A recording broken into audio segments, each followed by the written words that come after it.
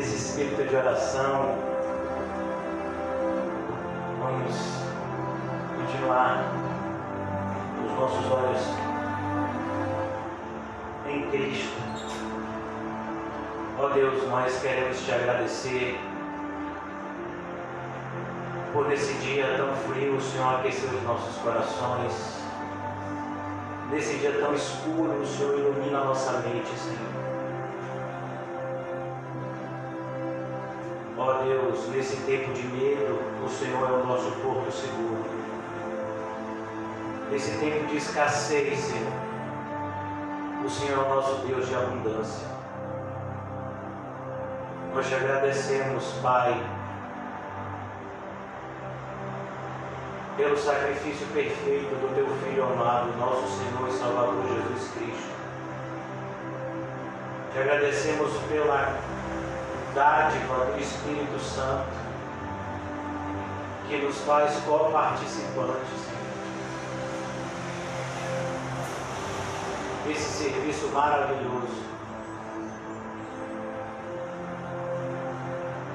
Obrigado, Deus, por nos conceder uma família, irmãos e irmãs, que juntamente conosco formam essa grande caravana da fé. Todos nós, em um só Espírito, seguimos na mesma direção, rumo à cidade celestial, rumo aos portais eternos, rumo ao encontro maravilhoso com o Senhor naquele grande dia. Sabemos, ó Pai, que as dificuldades são muitas, pois o nosso Senhor Jesus Cristo nos deixou ensino a respeito disso, que no mundo passaríamos por aflições, mas não deveríamos perder o ânimo, muito pelo contrário, deveríamos, ó Pai, eu oro nessa noite, Deus, para que sejamos misericordiosos, como o Senhor tem sido conosco.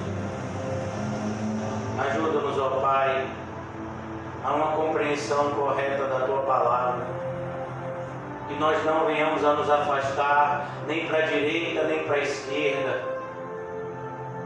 mas tenhamos a compreensão exata daquilo que o Santo Espírito moveu homens do passado para escrever. Abra o nosso entendimento no dia de hoje para entender. Abençoa, Senhor, os nossos irmãos enfermos. Nós sabemos que o Senhor é onipresente.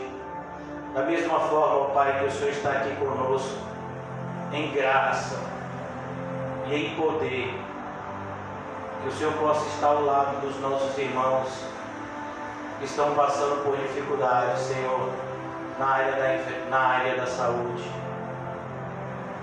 Oramos pelo pequeno Dylan, Senhor, pela irmã Osana, esses irmãos amados, que aprendemos a amar no amor de Cristo. Abençoa as irmãs de Série, Senhor, a pequena Helena. Ó Deus, que cada vez mais elas se sintam partes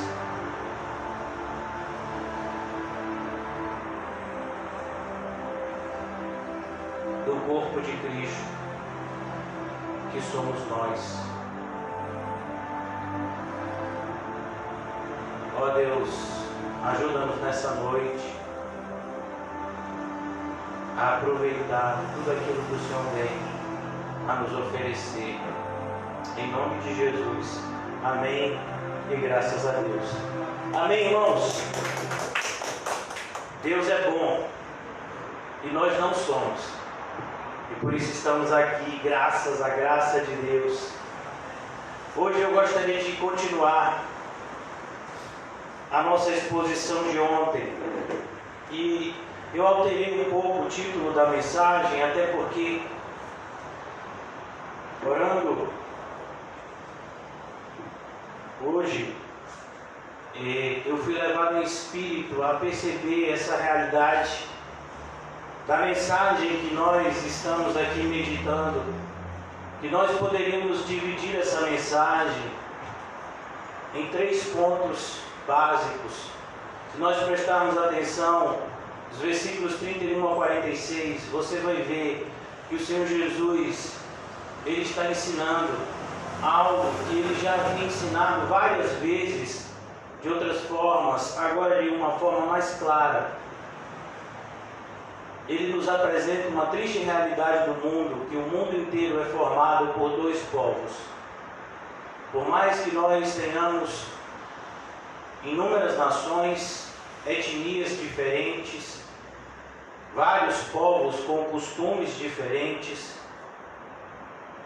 mas essencialmente a raça humana como um todo é dividida apenas em 2 povos. Ninguém na face da terra é órfão. Todos na face da terra têm pai.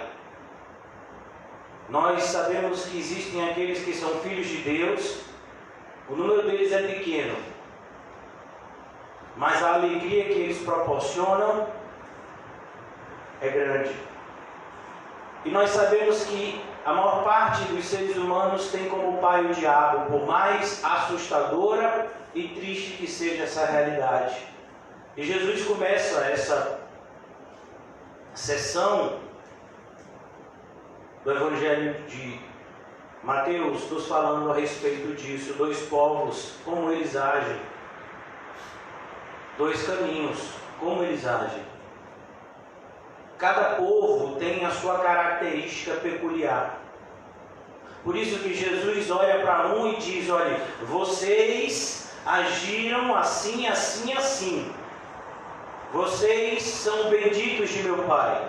E ele olha para o outro povo que está à sua esquerda e diz: vocês não agiram como deveriam, por isso apartai-vos de mim. E finalmente, o último versículo traz uma sentença definitiva a respeito dos 2 destinos da humanidade. E o último versículo diz que há um castigo eterno e há uma vida eterna. Eu não quero entrar nessas discussões inúteis a respeito de o castigo não pode ser eterno porque Deus é bom. Irmãos, a Bíblia é clara nesse sentido. Então, naquilo que a Bíblia é clara, não nos convém entrar em debates inúteis. Aquele que crê, crerá. Aquele que não crê, não crerá. Simples assim. Então, como eu disse aos irmãos, eu gostaria de falar com vocês a respeito hoje desses 2 povos. E aqui, como nós vimos ontem, o Senhor Jesus, ele diz o seguinte, no versículo 34: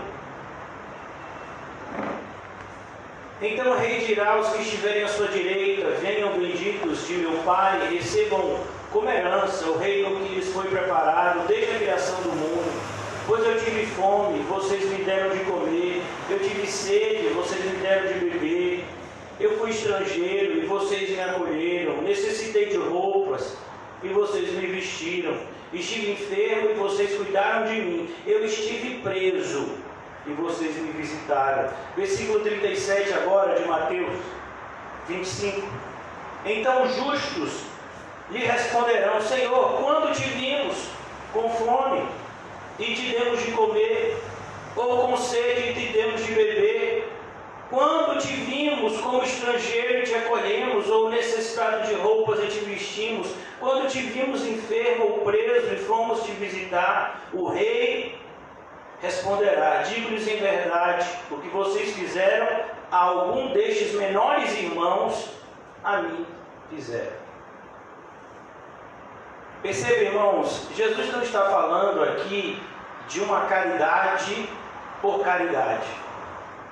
Jesus não está falando aqui da ideia de você praticar determinadas coisas e na prática dessas coisas você consegue a salvação. De maneira nenhuma. Jesus está falando em uma realidade de família. A palavra é muito clara aqui. E eu quero que você entenda que essa palavra na Bíblia, ela aparece sempre com uma finalidade específica, querendo demonstrar que Jesus tem uma família. E por isso ele diz: digo-lhes a verdade, no versículo 40, o que vocês fizeram a algum dos meus menores irmãos, dos irmãos de Jesus.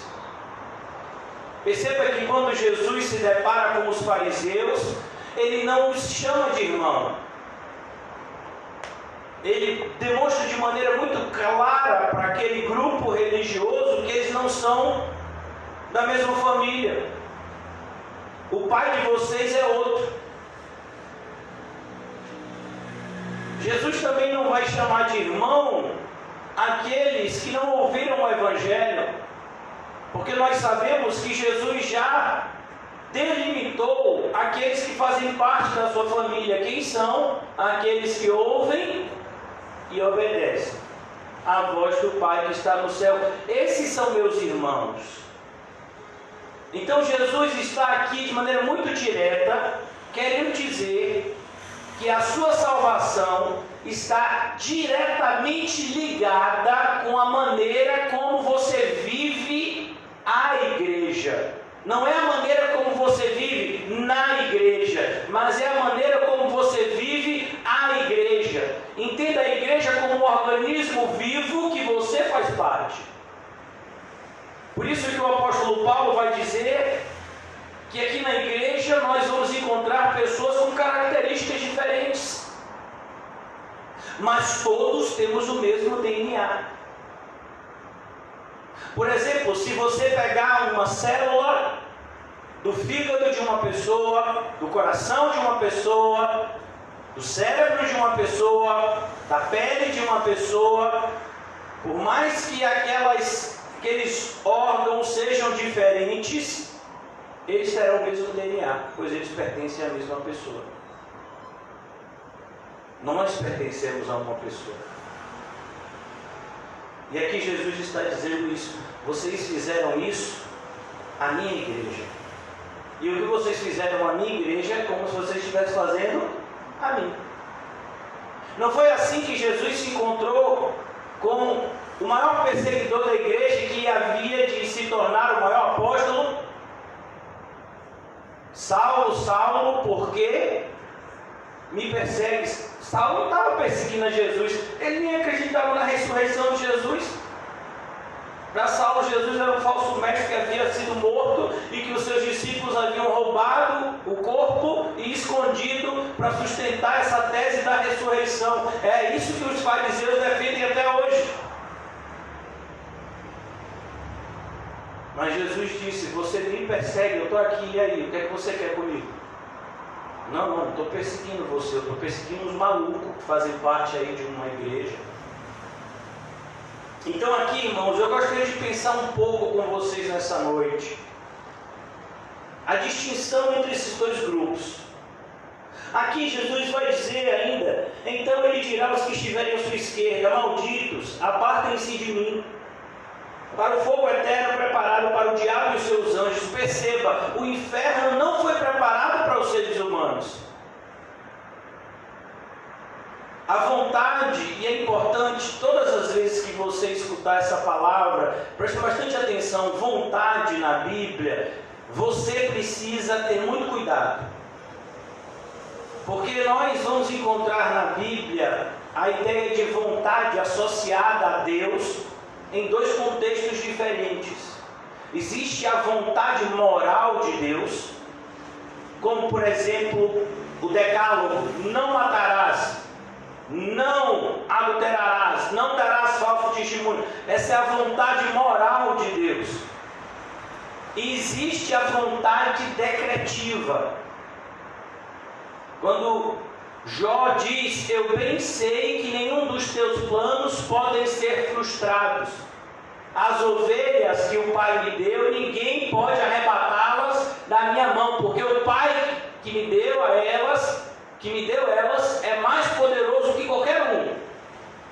Existe a vontade decretiva de Deus, por exemplo, o fim do mundo, como vai ser, como está escrito em Apocalipse, em 2 Pedro.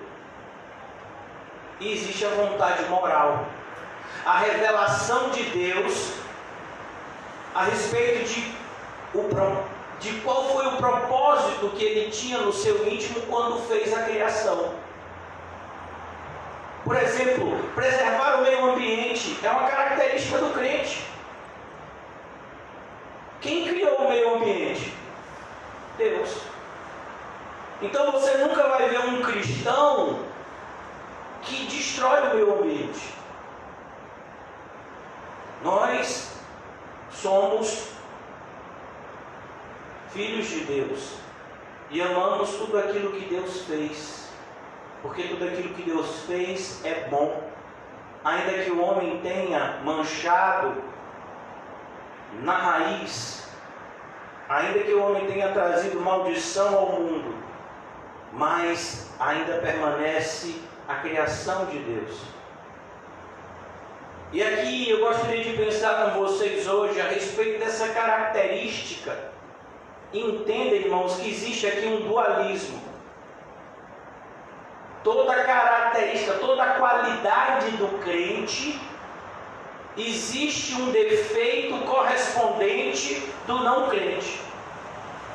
E eu quero mostrar isso, irmãos, eu quero mostrar isso para vocês na passagem da Bíblia mais clara a respeito disso. Abram comigo, se vocês puderem. A nossa meditação vai passar um tempo agora nesse texto aqui em Gálatas, capítulo 5. Eu tenho certeza que vocês já leram esse texto, estudaram bastante, mas eu creio que ainda existe espaço para edificação na nossa alma. Gálatas 5, 22, o apóstolo Paulo vai descrever o fruto do Espírito. Eu quero que você preste bastante atenção no que está escrito aqui, no versículo 22. O fruto do Espírito. Você entendeu essa expressão? Assim como, por exemplo, a espada do Espírito. Você usa, mas a espada é de quem? Do Espírito. Você está usando, mas é dele. O fruto é do Espírito, mas é produzido em você. É por isso que Jesus nos assemelha, nos compara a um ramo de uma árvore. O ramo da árvore, ele vai produzir frutos, mas aqueles frutos não são do ramo, são da árvore. Então aqui está uma característica desses que agiram daquela maneira em Mateus 25. Por que eles agiram daquela maneira? Porque eles receberam aquele tratamento do Senhor Jesus: vinde benditos de meu Pai. Por que Jesus tratou-os daquela forma? Por causa disso daqui. A Bíblia vai dizer que todo aquele que não tem o Espírito de Cristo, não é dele. O apóstolo Pedro, no seu primeiro sermão, disse: olha, arrependam-se, creiam em Jesus, vocês vão receber a dádiva do Espírito Santo. O apóstolo Paulo nos ensina em 2 Coríntios que nós somos vasos frágeis de barro, mas existe um tesouro dentro de nós, que é o Espírito Santo. E o Espírito Santo, ele não fica inativo no nosso interior. É por isso que quando nós vemos um cristão estático, a gente tem que desconfiar do cristianismo desse cristão. Porque o Espírito Santo, ele nos move. Perceba o que o Senhor Jesus fala para Nicodemos nesse sentido. Porque o Espírito é como um sopro. Ele nos move. E aqui ele vai nos mostrar de maneira muito clara que tipo de transformação o Espírito Santo produz nos eleitos de Deus.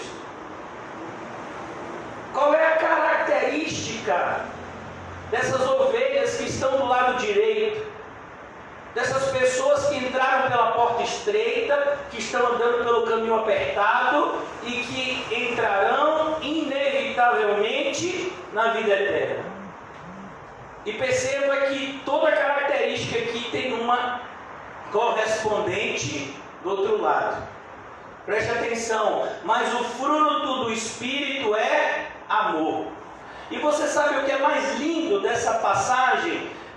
Eu creio que muito a necessidade de termos ensino, como está escrito em Efésios capítulo 4, pastores e mestres, é para momentos como esse. Talvez para mim, para você, a palavra amor seja uma palavra extremamente comum.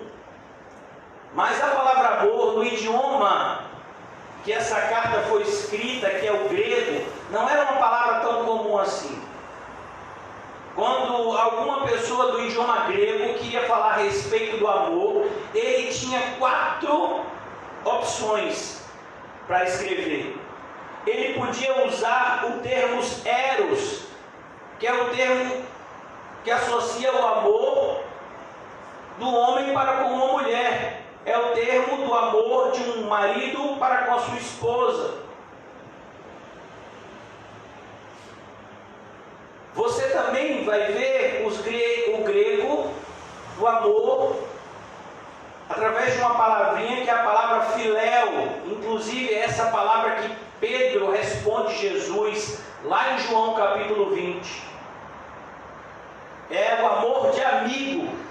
É o amor que você sente por um familiar próximo, por um irmão, uma irmã. Existe um amor específico ligado à família no grego, que é uma palavrinha storge, que é aplicada entre pais e filhos. O amor que um filho sente por um pai, que um pai sente por um filho. E o mais maravilhoso é que essa palavra ágape, ela não existia antes de Cristo. Todas essas expressões, elas existiam no grego antes de Cristo. Mas somente depois de Cristo é que surge essa palavra, ou essa ideia no idioma ágape. Que amor é esse? A ideia do amor ágape é a ideia do amor invencível. Todos esses tipos de amor que eu falei para vocês, eles podem ser vencidos. O filho pode fazer tal coisa que o pai o repudie. A esposa pode trair o marido e o marido se apartar dela. O amigo pode fazer algo de ruim e o amigo se apartar dele. Eu estou falando isso no contexto humano, não no contexto de filhos de Deus, entendam. Porque todos nós estamos agora vinculados em uma só espécie de amor.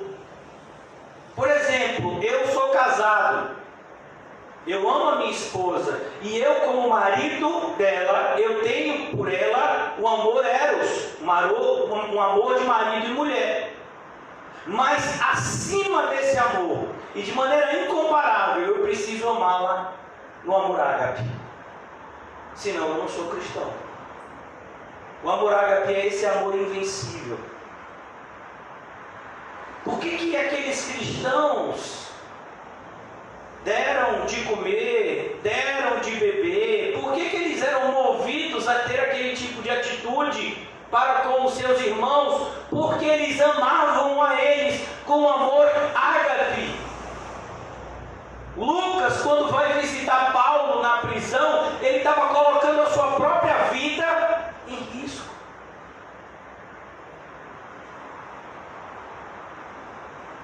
Quando o apóstolo Paulo escreveu 2 Coríntios, ele diz: todos me abandonaram, somente Lucas está comigo. E estava correndo um sério risco de vida,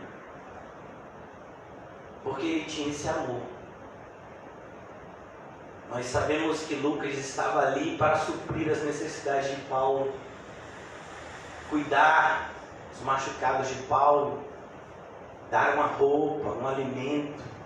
Pois eu já disse a vocês a respeito do tratamento que se dava aos prisioneiros nas prisões romanas. Principalmente se você fosse visto como Paulo estava sendo visto naquele momento, como terrorista.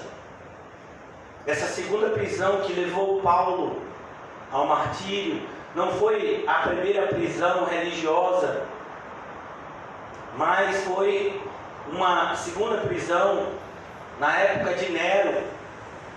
Paulo foi acusado de arquitetar o incêndio de Roma.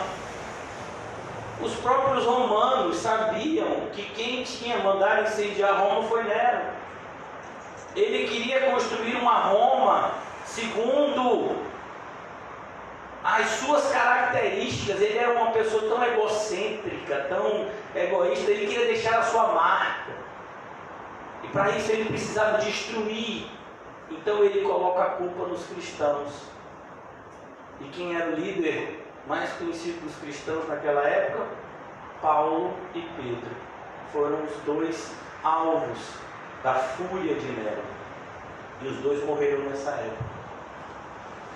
Mas eles não deixaram de ter os seus irmãos ao seu lado.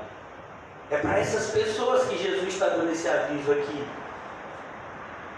Eles estão presos, vocês foram visitá-los. Eles estavam com fome, vocês deram de comer. Eles estavam com frio, pois todos nós sabemos como na Europa o inverno é extremamente frio, é um inverno rigoroso. O apóstolo Paulo, quando escreve, diz: olha, eu deixei a capa em Troade, procura vir ter comigo antes do inverno. Mas ao passo, irmãos, que a característica básica de um cristão é o amor, qual é a característica principal de um não cristão? Não é o ódio aberto, é o amor fingido. Perceba, irmãos, Satanás, ele já entendeu, ele ganha muito mais se fingindo de bom do que se apresentando como mal. Foi isso que ele fez com Eva. Ele supostamente aparece a Eva num dia qualquer e diz: ó Eva, eu tenho um ótimo conselho para você. Está vendo aquele fruto ali que Deus diz que não pode comer? Coma, sua vida vai melhorar, sua vida vai ser milhões de vezes melhor do que ele é hoje. Então, assim como nós vemos aqui que a característica central do cristão, que Jesus está falando em Mateus 25, é o amor para com Cristo e para com os seus irmãos em Cristo, a característica do não cristão ou do falso cristão é o amor fingido. Por exemplo, Demas demonstrava amor para com Paulo. Paulo chega a chamar ele 2 vezes de cooperador. Mas aí de repente o apóstolo Paulo usou que palavra para descrever Demas? Amor. Não, ele não ama Cristo como eu pensava. Ele ama o mundo. E aí, para você entender melhor o que o apóstolo Paulo está falando, você vai para a primeira carta de João, que diz: todo aquele que ama o mundo, o amor do Pai não está nele. Por isso, irmãos, essas pessoas que o Senhor Jesus diz: eu estive com fome, você não me deu de comer. Eu estive com sede, você não me deu de beber. Por quê? Porque eles tinham um amor fingido. É como muitas pessoas ficam dizendo: pastor, por que o senhor não faz diziam no passado, depois pararam de dizer. Eu creio que por conta da minha postura: pastor, por que o senhor não faz um congresso? Por que você não faz alguma coisa para movimentar a igreja? Porque se eu fizer isso, irmão, é fogo estranho. Você tem que amar Cristo, você tem que amar a igreja, você tem que ter fervor espiritual, não por conta de entretenimentos diferentes. No congresso é tão legal, mas o culto normal é tão chato. Então você não ama a igreja. Porque no congresso tem pessoas diferentes, no congresso assim, o congresso é muito legal, mas o culto normal, isso não é amor. Isso é amor fingido. é uma alegria, como a gente vai ver, fingida. Então aqui, a primeira característica é o amor. A segunda, a alegria. Porque, irmãos, quando você ama uma pessoa, e essa pessoa que você ama, te ama de volta, qual é a consequência natural? Alegria. Vamos imaginar, né? Essa cena sempre em minha mente. O irmão José vai conhecer a varoa dele. Vai. Eu não vou mais ficar dizendo datas. Não vou ficar mais. Mas eu creio que vai ser por agora. E aí ele vai conhecer a varoa dele. Vai ser uma pessoa que vai tomar conta da mamãe dele, que vai ajudar ele na fé. Vai ser mais crente que ele. Interceder por ele nas madrugadas. Vai ter um olho de guaxinim igual dele.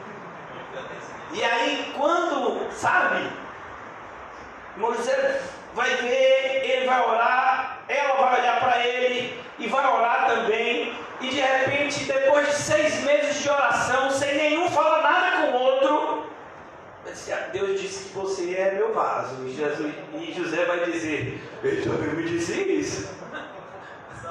Aí pense na alegria, né? Na alegria quando você fala para você que você ama, que ela te ama, que ela também te ama. Como por exemplo, às vezes eu falo para minhas filhas, né? Elas são muito carinhosas comigo. E aí elas dizem, papai, eu te amo, eu também amo vocês. É tão bom isso, né? Quando você diz para uma pessoa assim, eu te amo, aí a pessoa diz, eu também te amo.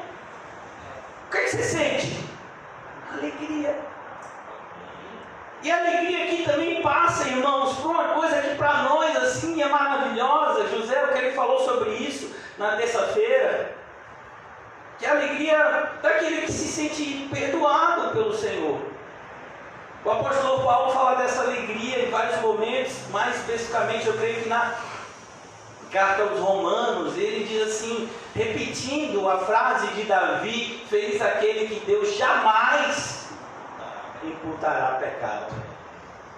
Aí você se sente o quê? Alegre. Essas pessoas, irmãos, por que isso é tão importante? Porque, olha, você pode levar comida, levar água, dar roupa e jururu fazer isso. Mas para Deus não vale, você tem que fazer isso com o quê? Com alegria. Porque Jesus se entregou por nós como? Com alegria. Na última cena ele estava o quê? Cantando com os irmãos. Pouco antes do seu martírio, ele disse, quem está triste, vem a mim. Eu tenho alegria para dar a vocês. E como eu disse a vocês, existe sempre uma negativa correspondente em relação ao pessoal do outro lado. Existe a alegria fingida. Então você vai para determinados cultos e a pessoa diz, todo mundo pulando, eu quero ver todo mundo se mexendo, mexe o esqueleto. Gente, rapaz, é doido? Mexe o esqueleto. A gente não veio aqui para adorar o Senhor. Então a gente precisa entender, o mundo tem uma alegria que não é alegria. Porque tudo aquilo que Deus faz tem uma característica, irmãos, eterna. Por que a palavra de Deus é eterna? Porque a palavra é de quem? De Deus. O amor de Deus é o quê? Eterno. A alegria de Deus é eterna. Ela pode variar na sua vida e na minha de acordo por causa da nossa perfeição, não por conta dela, porque ela é eterna. Então, a alegria do mundo ela tem essa característica, ela promete o que ela não pode dar. Ela promete satisfação, mas não te dá satisfação. E uma das coisas que mais evidencia a alegria do mundo é o consumo de drogas.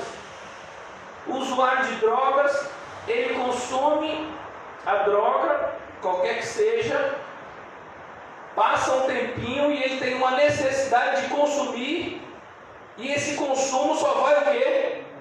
Aumentando, até vai chegar um nível que a pessoa não aguenta mais e morre de overdose. Essa é a questão da alegria que o mundo quer proporcionar para mim e para você. O escândalo que as pessoas estão fazendo, dizendo que é a alegria do Espírito. Não, a alegria do Espírito não é assim não. A alegria do Espírito é ordeira, é decente. A alegria do Espírito, ela não faz o mal para o outro. Como é que você sente alegria em algo que está dando dor ao seu irmão? Então, por isso que o mundo tem uma alegria a nos proporcionar que na verdade não é alegria. Para nós é visto como tristeza. Por exemplo, vamos imaginar uma pessoa que jamais foi corrigida por Deus. Rapaz, Deus deve gostar muito de mim, porque assim eu já fiz várias coisas assim que eu sei que é errada, mas Deus sempre passou a mão na minha cabeça, porque eu sou filho dele.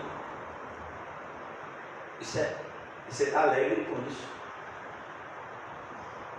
Então aqui ele vai falar agora de uma terceira característica dessas pessoas, que é a paz.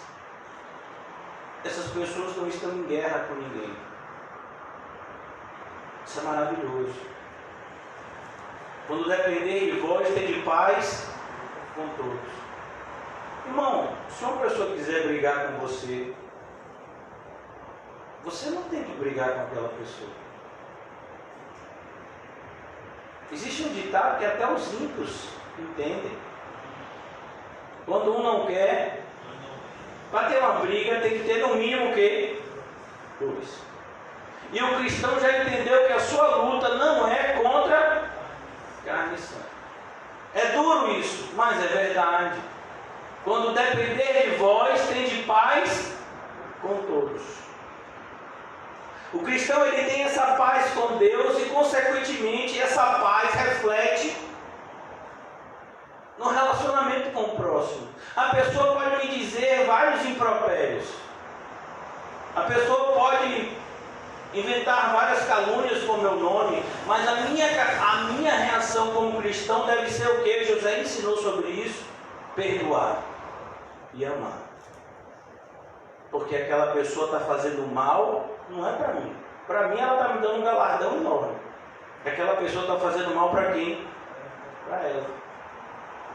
Jesus disse, olha, quando falarem mal de você, caluniarem você, mentindo, disserem todo tipo de mentira a respeito de vocês, fiquem felizes, porque grande é o vosso galardão no céu, porque assim perseguiram os profetas que vieram antes de vocês.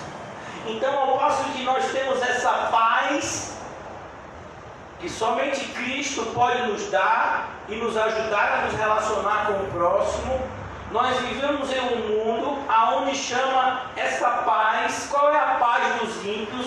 É uma palavrinha chamada tolerância. E aí eles dizem que nós cristãos, conservadores, bíblicos, somos intolerantes. Por que você está dizendo que determinada pessoa vai para o inferno? Isso não é a Bíblia. Vocês estão lendo comigo aqui Mateus 25, né? Jesus diz que tem um grupo de pessoas que vai para a condenação eterna e outro grupo vai para a vida eterna. Isso é Mateus 25, 46. Sou eu que estou dizendo isso? Aí a pessoa diz, não, mas esse evangelho que você prega é muito duro.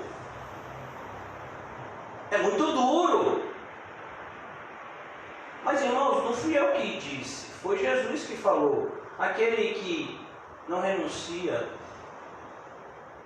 seu pai, sua mãe, aquele que não carrega a sua cruz, aquele que não renuncia a sua própria vida, mas ao contrário tenta salvá-la, não vai me seguir. Fui eu que disse isso. Sou eu que estou atando um fardo pesado nas costas dos irmãos? Não, eu estou pregando algo que tanto vocês quanto eu temos que obedecer. Amém. José falou sobre algo há umas semanas atrás, o perigo do antinomianismo, ou seja, dessa ideia, né, ou como eles chamam, né, da anomia, como se a gente não tivesse que obedecer a nada. Uma vez que nós estamos debaixo da graça, nós podemos fazer o que quisermos, é tudo graça. Eu não sei de que Deus você está falando, com certeza não é o desse livro aqui. Porque o desse livro aqui faz tudo organizadinho. Você viu como ele construiu o mundo? E no primeiro dia, e no segundo dia, ele não podia fazer tudo num dia só, ele fazer uma mistureba, ele fez, pronto, acabou. Ele não é Deus? O que ele vai mostrando aquilo? Ordem, decência. Mas a gente vive de uma maneira onde as pessoas chamam paz daquilo que não é paz. Por quê? Porque uma pessoa que aceita tudo, ela não acredita em nada.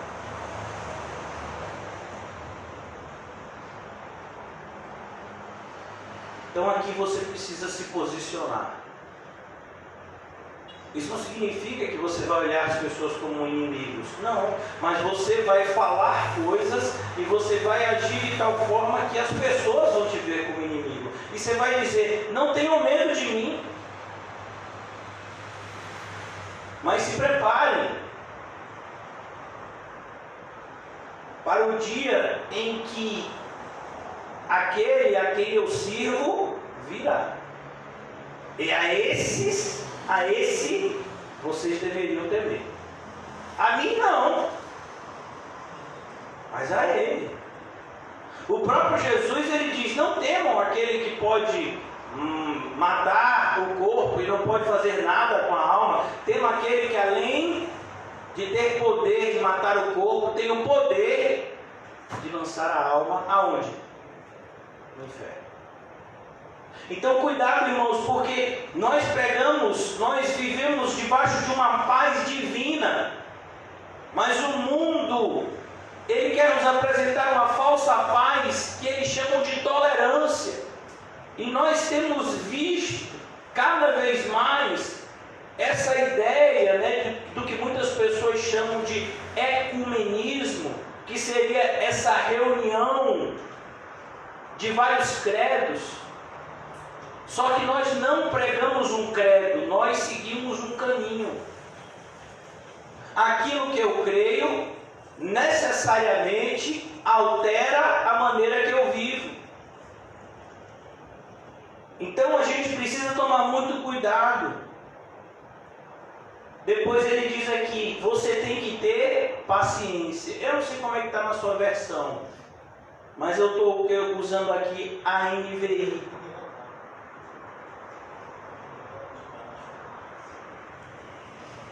A ideia de paciência, muitas pessoas traduzem como longanimidade, é a palavra macrotímia, que vai falar justamente dessa capacidade da gente de esperar o tempo certo. Sabe? Você sabe esperar o tempo certo? Você sabe? Eu acho que é o irmão. É, né? Pronto, vamos ajudar ele.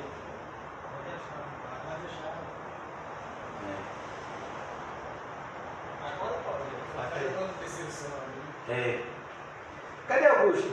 Ah, tá aqui. Eu perguntando de Augusto. Pelo lado eu vou dar para orientar ele. Pelo lado. Roda esse negócio de baixo.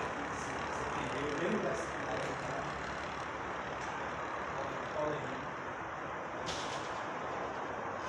Amém.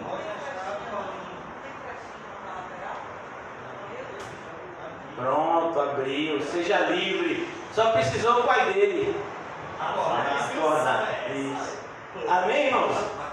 Culto na comunidade é assim. Tem pouca gente, mas tem muita luta. Amém? É muito legal, né? Então, essa ideia de paciência, nós vamos ver em Romanos 2,4, 9,22, 1 Pedro 3,20. Essa atitude de Deus saber o tempo certo das coisas é uma coisa que a gente não tem, não é? A gente, por exemplo, quando a gente faz o primeiro convite convite para alguém vir para o culto. Se essa pessoa não vier, a gente já está sentenciando a pessoa ao inferno, né? Na mente, que não, já sabe, né, mano? E aí você vai ter um exemplo na igreja, que é um homem chamado Agostinho de Hipona. Com certeza, se você estudar um pouquinho acerca da história da igreja, você vai encontrar esse nome. Ele passou 30 anos resistindo ao Evangelho. Sua mãe orando, algumas pessoas evangelizando ele, mas ele resistia fortemente.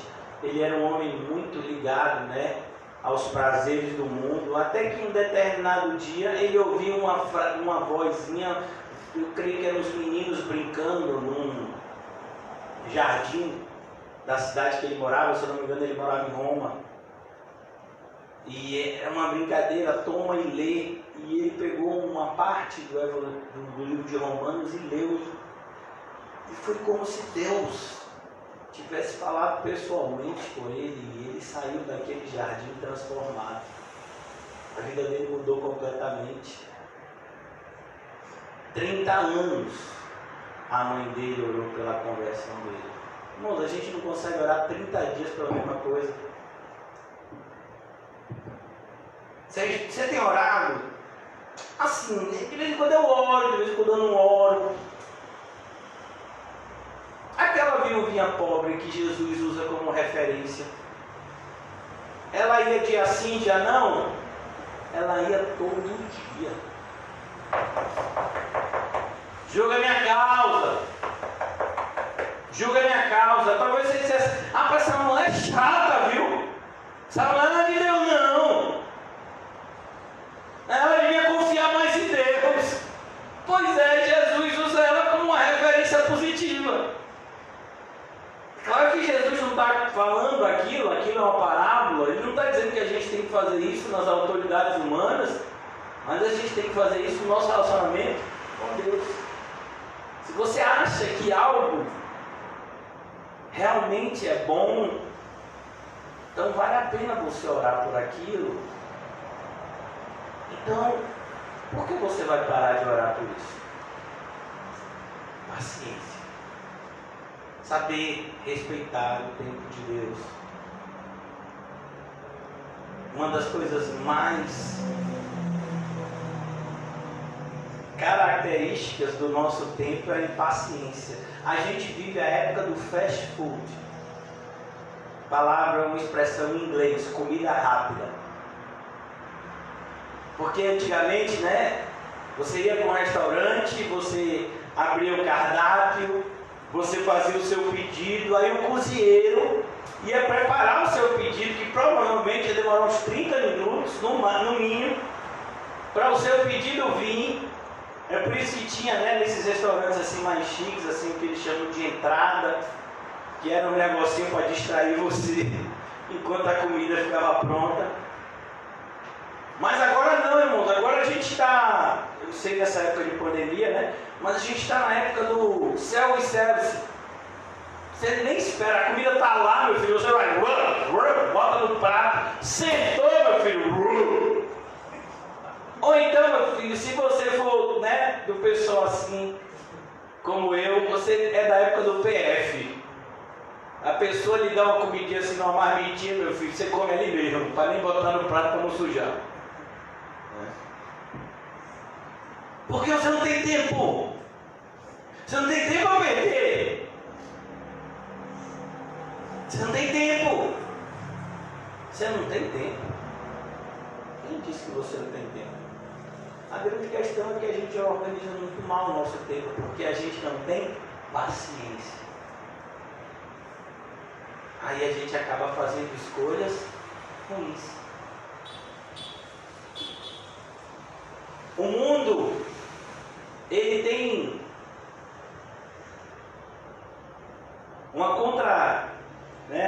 uma característica correspondente à paciência, que é o quê? A omissão. O que é a omissão? É você não se meter em nada. Então, assim, já que é para ter paciência. Então eu sou uma pessoa muito paciente. Se fulano estiver ali se matando, eu deixo se matar. Se eu estiver vendo ali que está acontecendo algum problema ali, eu deixo ficar ali, acontecendo, não é comigo. Sou uma pessoa paciente, não deixo que nada me tire o equilíbrio. Isso não é paciência, isso é omissão. E Deus não nos chamou para ser omissos, mas muito pelo contrário, Ele nos deu uma missão. Aqui a gente vai ver outra característica: amabilidade. Essa característica, em algumas traduções, é tida como benignidade. É você fazer as coisas pelo bem. Por isso que você vai ver sempre essas duas características interligadas: benignidade e bondade. Então, essa palavrinha no grego, né, benigno, é a pessoa que age corretamente. É aquilo que o apóstolo Paulo fala que deve ser uma característica de quem foi chamado para liderar uma congregação, um pastor. Ele deve ser irrepreensível. Essa ideia de irrepreensibilidade é a ideia de você procurar fazer o bem. E quando você falha, você se arrepende e você vai fazer o bem. Você vai fazer o bem. Por isso que muitas vezes é traduzido como benignidade, mas podia também ser traduzido como amabilidade. Essa característica de você fazer o bem ao próximo. E logo depois tem outra característica interligada, que é a bondade. É a característica daquele que é bom. Quem é bom, faz aquilo que é bom. E então, aquele que faz o bem e aquele que é bom, eles estão interligados. O mundo, irmãos, ele vai tentar apresentar para nós características correspondentes. Quais são as características correspondentes aqui à amabilidade e à bondade? O ativismo.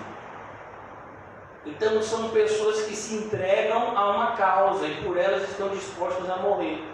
Por exemplo, não sei se vocês já ouviram falar de uma organização que diz proteger o meio ambiente, chamada Greenpeace. Eles já foram muito mais ativos, né?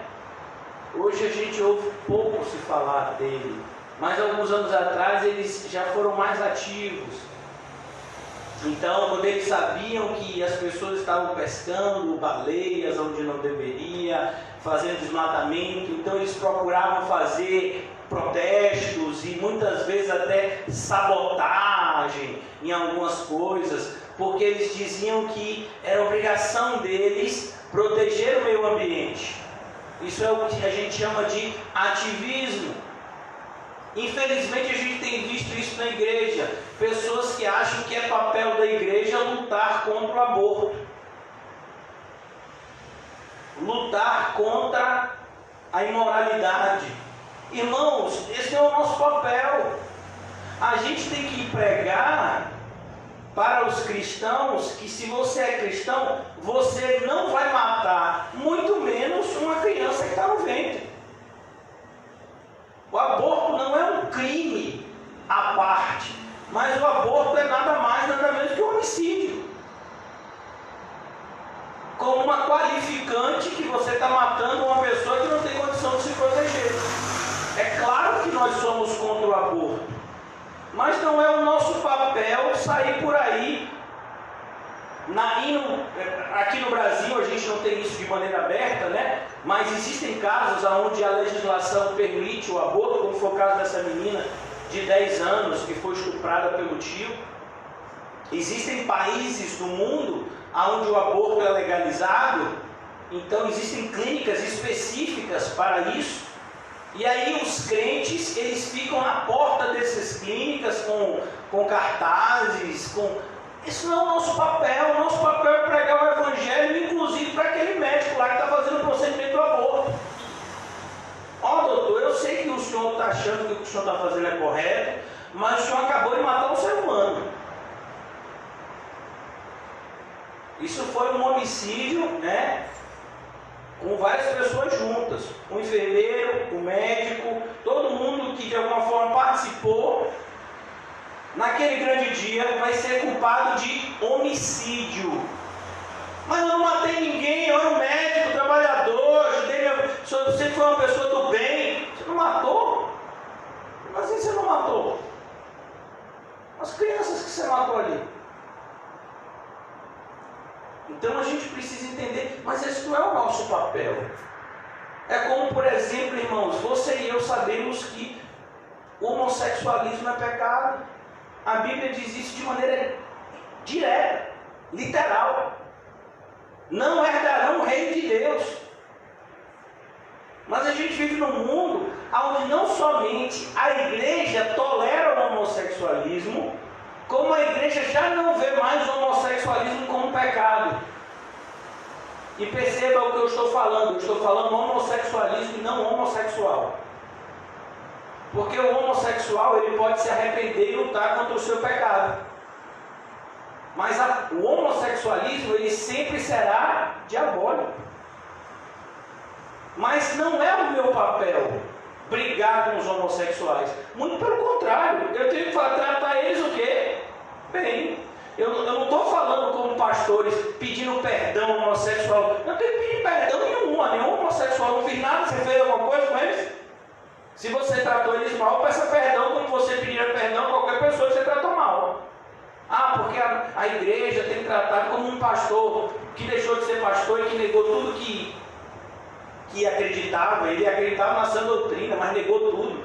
Um pastor norte-americano chamado Joshua Harris, ele inclusive disse que tinha que pedir perdão publicamente aos homossexuais, porque ele não acreditava mais naquilo que ele tinha escrito, né, que o homossexualismo era pecado.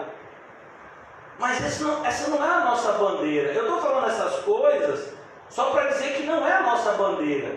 São erradas, como tantas outras coisas que a nossa sociedade pratica são erradas. Mas a nossa bandeira qual é? Cristo. E este crucificado. Então todas essas pessoas, elas podem se arrepender. O médico que pratica o aborto, ele pode se arrepender? Claro que pode. Ele vai parar de praticar e ele vai ter uma vida santa, assim como Paulo diz, aquele que roubava, não roube mais, mas trabalhe para ter como acudir o necessitado. Então uma pessoa que tem uma profissão que é incompatível com o cristianismo, ele vai abandonar aquela profissão e ele vai se voltar, de acordo com a sabedoria de Deus, a uma profissão que ele possa honrar a Deus. Mas o nosso papel é pregar Cristo. Então olha, o que você fez é errado. Mas se você se arrepender e crer, Deus pode salvar. Esse é o nosso papel.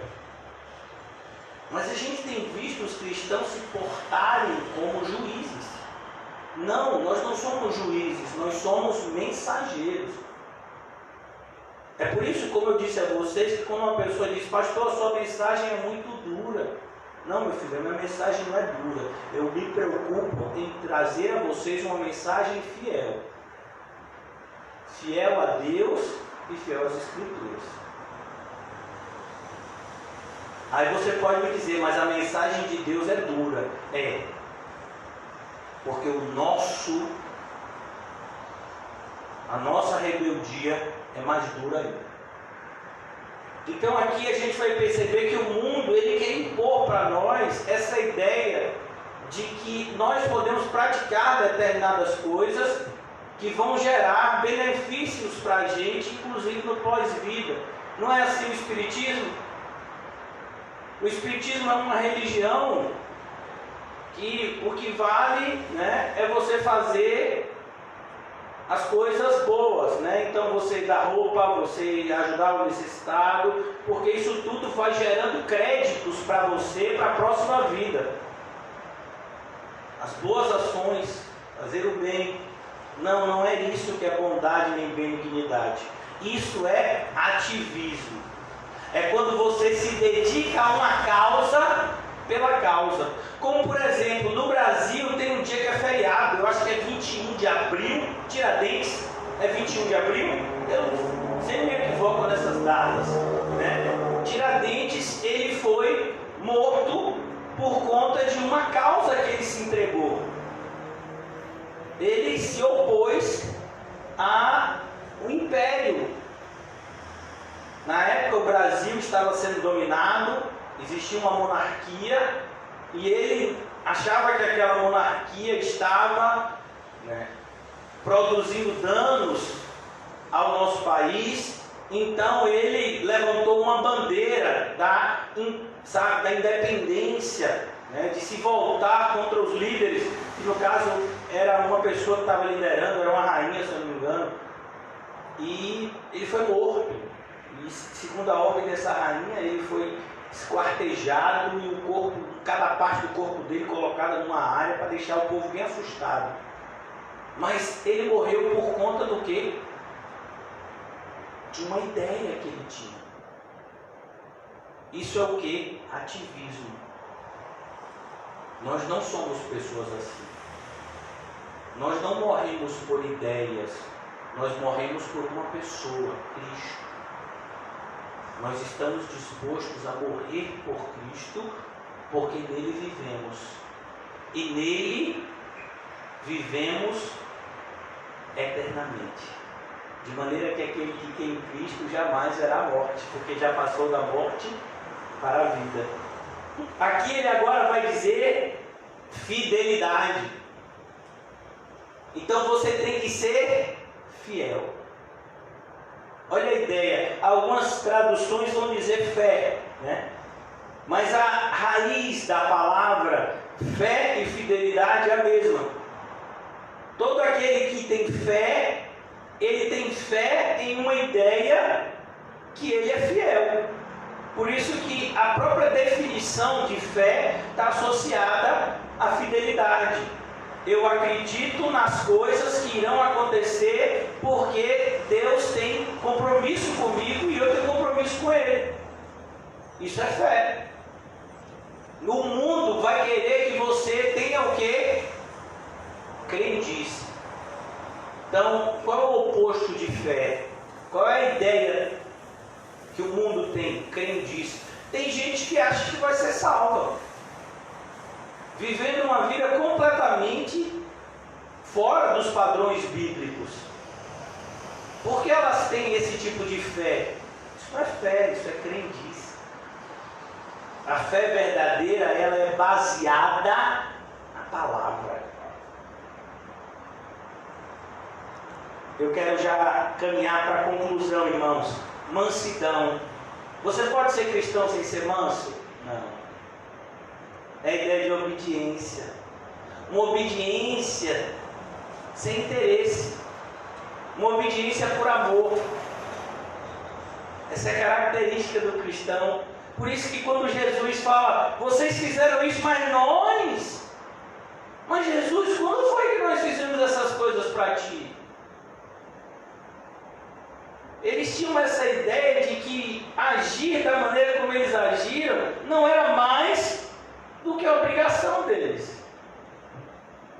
Então, o cristão, tratar as pessoas como cristão, não é mais do que a nossa obrigação. É como uma pessoa chegar e dizer assim, pastor, aqui na sua igreja não tem, na igreja que eu ia antes, tinha uma placa do dizimista do ano. Aqui não tem não? Não. Ah, eu notei, pastor, que o envelope aqui de vocês não tem nem o nome, nem o valor, nem o mês do dízimo. Por que vocês não fazem isso? Porque o seu relacionamento com Deus é com Deus. Eu tenho que lhe ensinar o caminho certo. Mas existem determinadas coisas que se você fizer para que os outros vejam, você já perdeu a recompensa. O dízimo é uma dessas. Dízimo, oferta, esmola. Não é o que Jesus fala? Por isso que é você que tem que fazer com Deus. É você e Deus. Esse é o seu relacionamento com Deus, você obedece. E você não se sente melhor porque você obedece. Quando eu falo melhor, no sentido de melhor que os outros, você se sente melhor no sentido de que você se sente bem com Deus. E finalmente ele diz que a característica dos salvos é o domínio próprio. O mundo, ele não prega o domínio próprio. O mundo prega um esforço para atingir um objetivo. Hoje nós estamos vivendo a época do coaching. São os chamados palestrantes motivacionais. Então assim, qual é o seu objetivo? Eu quero ser um grande músico. Eu quero gravar com a Sony Music. Estou olhando aqui para o irmão Paulinho ali, o irmão Rodolfo na mesma direção assim. Pessoa dupla, Paulo e Rodolfo, na Sony Music, né? Que não está fora. Que um que dá variada. Eles querem Rodolfo e Paulo, né? Que é dupla sertaneja que dá certo, gospel.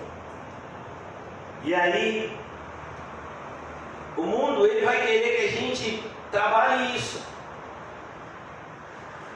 Vem cá, irmão João, você trabalha nessa área. Você tem que pensar logo o que você vai querer ser ano que vem. Você não pode aceitar estar nesse mesmo emprego há tanto tempo. Você tem que pensar lá na frente. Monquinho, você está vendendo aí água e gás, qual é a sua meta? Não, tem que ter metas. Você tem que botar lá, não, vou vender 100 botijões de gás por dia. 1000 galões de água por dia. Você é o maior vendedor de botijão de gás, de galão de água do Brasil. Você é capaz de fazer isso. Essa é a ideia de domínio próprio para o mundo. É a ideia de um esforço recompensado. É a mesma ideia do atleta. O atleta que se abstém de uma série de coisas durante o... Você já viu jogadores de futebol? Toda vez que faz jogar futebol engorda. Porque ele mantinha a forma física por causa do futebol. Porque se ele estivesse acima do peso, os times não iam contratar ele. Então, a ideia do mundo não é uma ideia de domínio próprio para a glória de Deus, mas é uma ideia de você dominar-se com um objetivo secular específico. Por isso que eu estou falando. O que eu quis dizer para vocês, voltando agora para Mateus 25 e já concluindo, é que o mundo, ele é capaz de pegar essa passagem tão linda e tão preciosa e tão certeira de Jesus aqui em Mateus 25 e querer trazer para nós uma ideia de salvação por obras, quando na verdade o que Jesus está demonstrando aqui nessa obra, nessa passagem, não é a salvação por obras, mas é a motivação com qual as pessoas vivem as suas vidas. As pessoas que não têm Cristo, elas vivem as suas vidas centradas em si mesmas. Ainda que elas digam, não, mas eu vivo a minha vida pela minha família. Então você vive por que família? Pela sua. Se tiver outra família do lado, precisando, você vai defender igual. Quando seu filho briga com outra pessoa e seu filho está errado, você defende quem? Então essa é a ideia, irmãos, de que Jesus está dizendo aqui de atitudes diferentes. 2 caminhos diferentes. Tem pessoas que fizeram o que Jesus ensinou. Eu tive fome e vocês me deram de comer. Não foi o que Jesus fez? Se lembra de quando ele multiplicou os pães, os peixes? Quem se lembra de quando Jesus fez surgirem peixes naquela noite de uma pescaria que tinha sido péssima, eles não tinham pescado nada.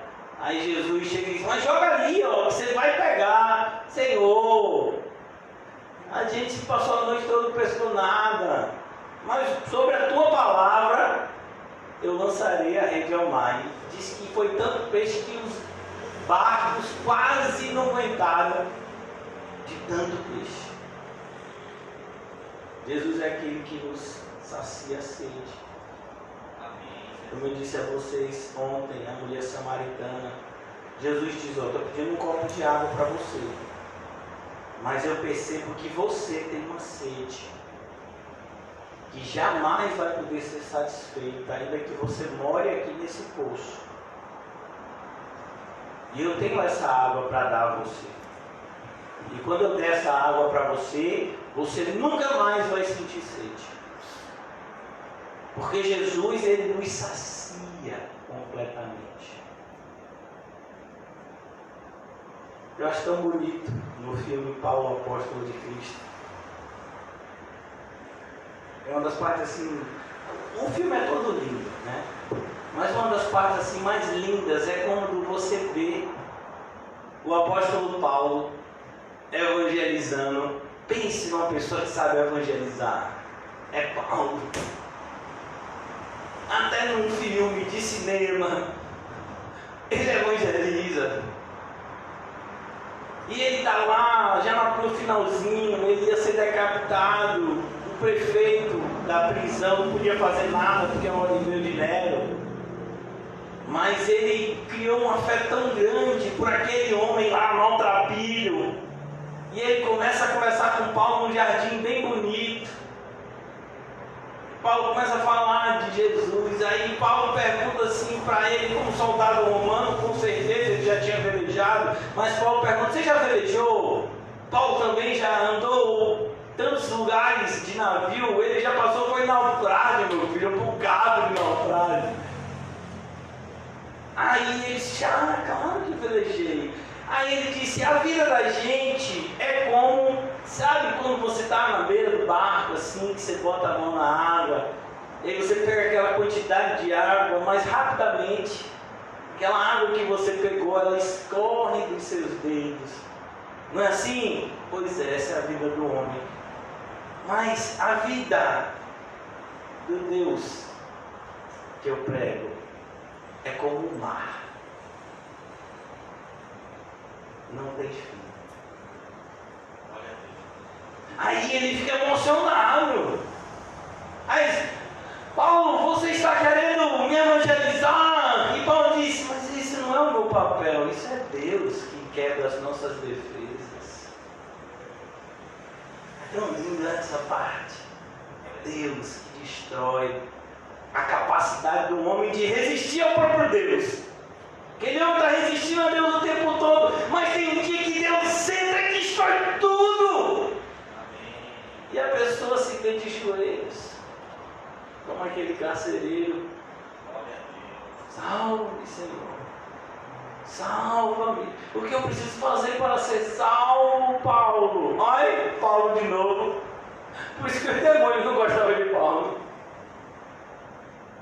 Crê no Senhor Jesus. Então aqui, é isso que Jesus está falando.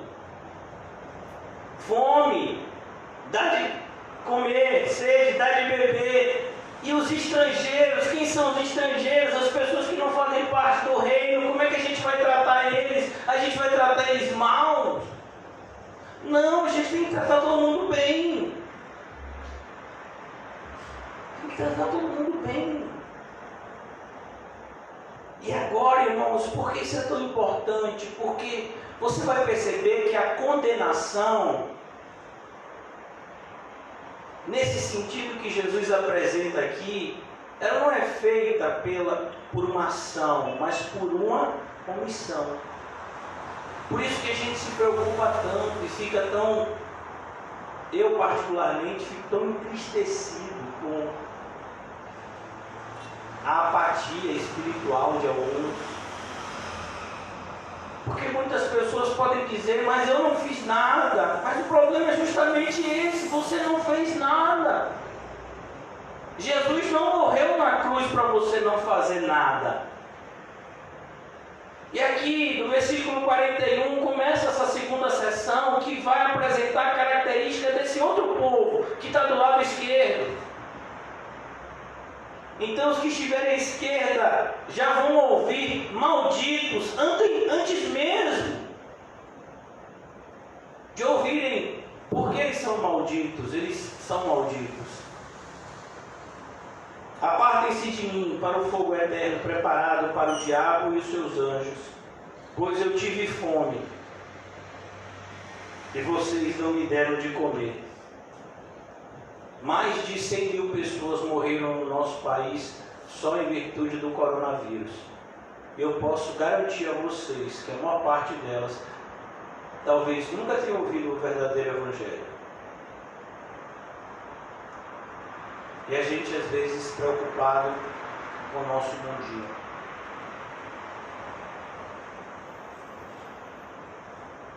Eu tive sede e nada me deram para beber.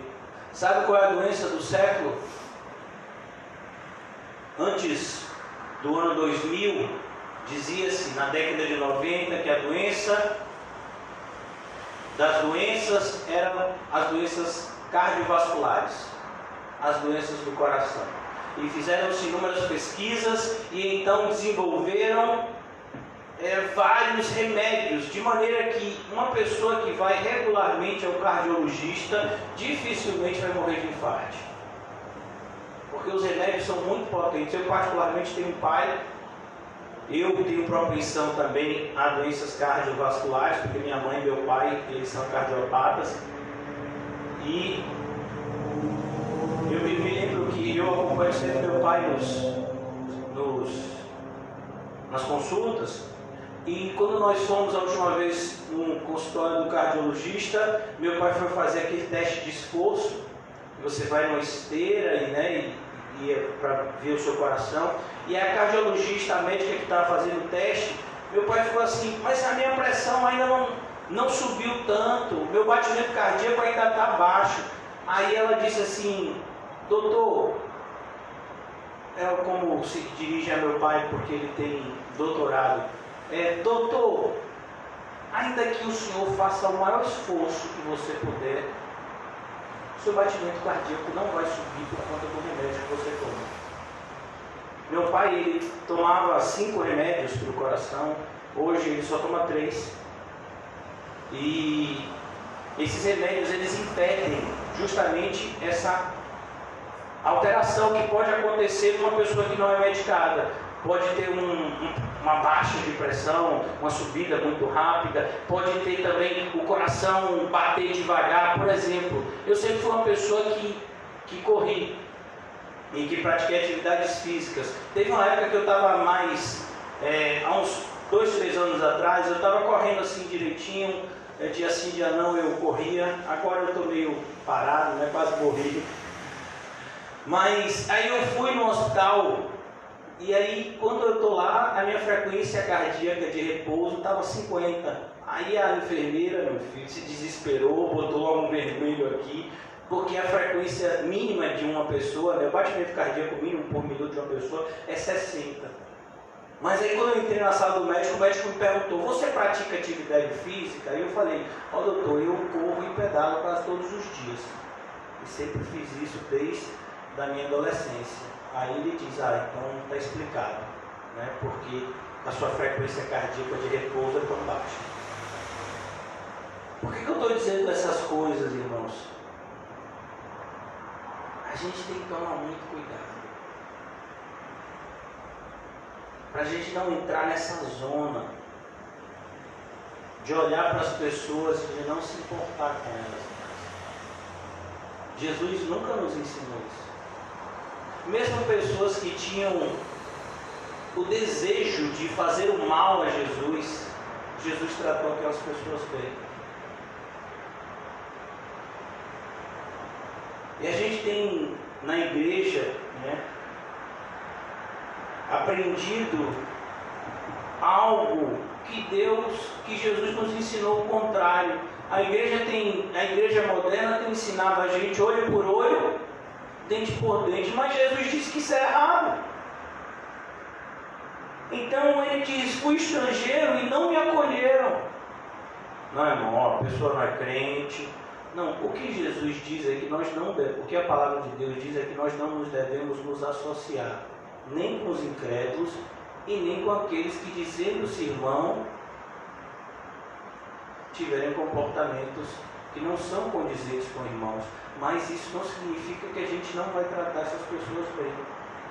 Claro que a gente vai tratar essas pessoas bem.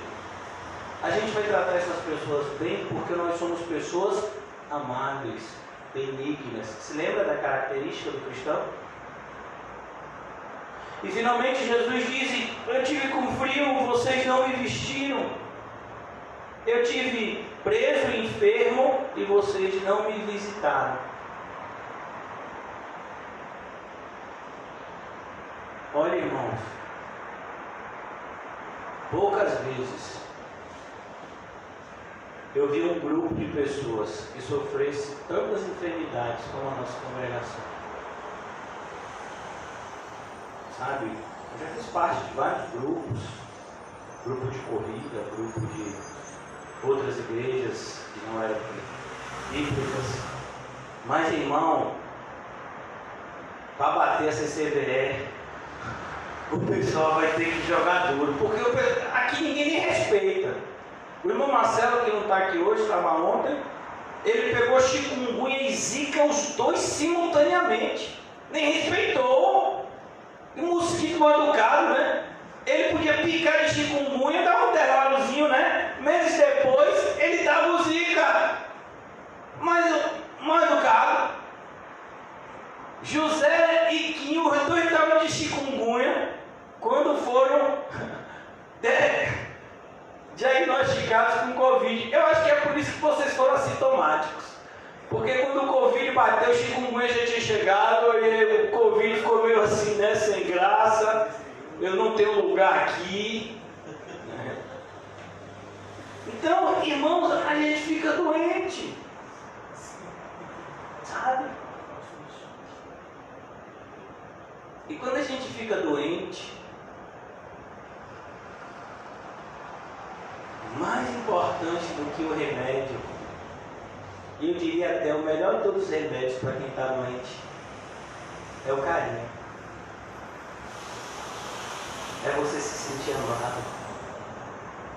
É você saber que alguém se preocupa com você e com sua saúde. Sabe? Eu tenho, os irmãos todos sabem da minha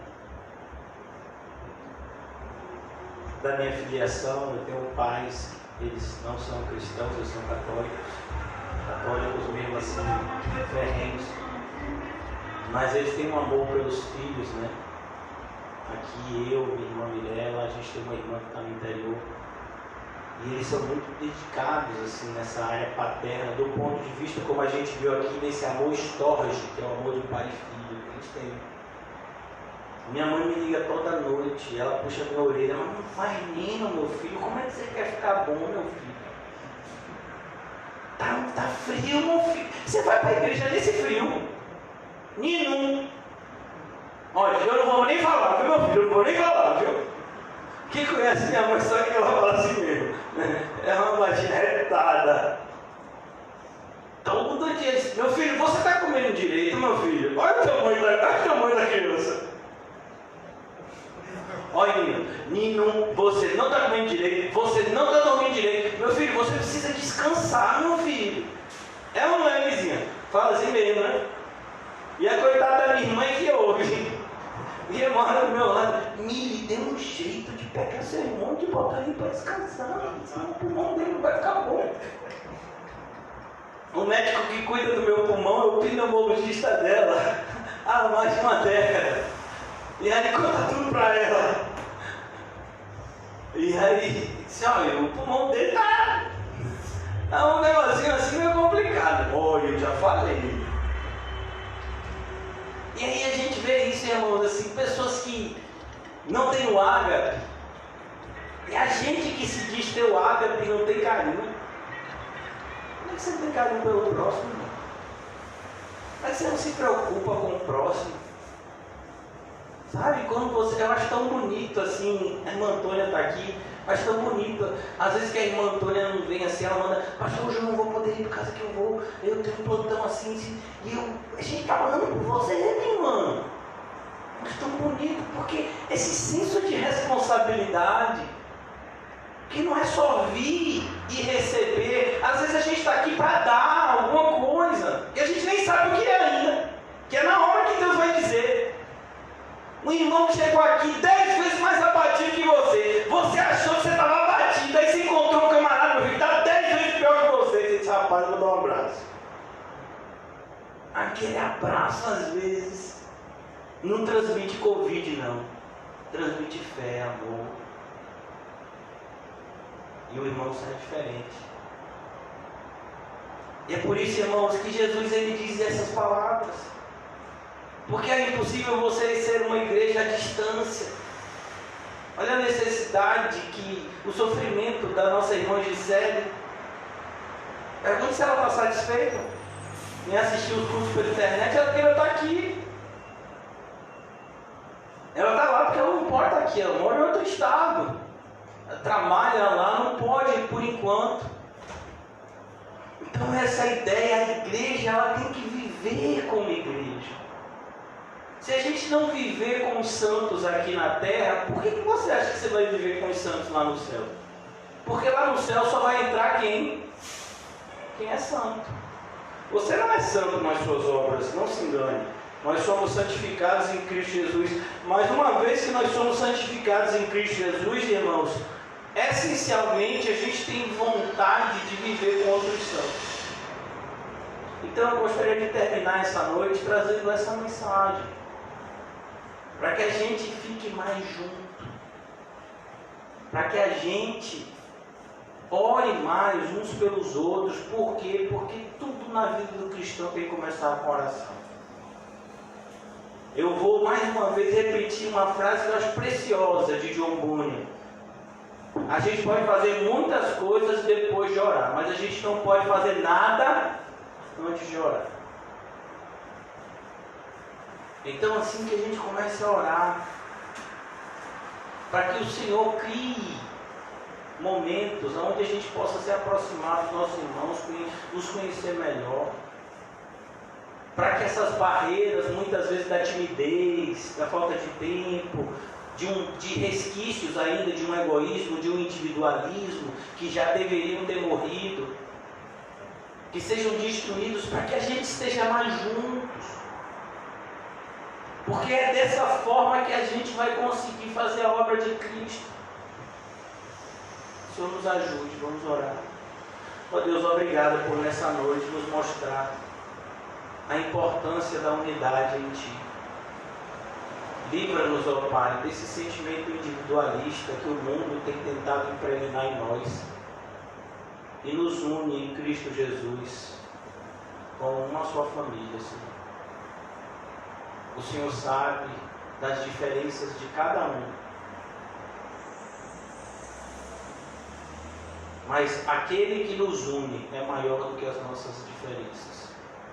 Ajuda-nos, ó Pai, a vivermos de tal forma que a nossa unidade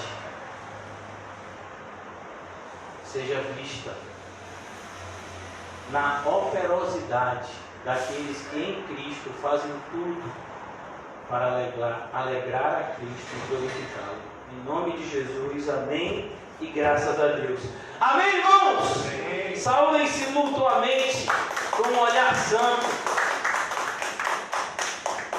E diga para o seu irmão: eu amo você.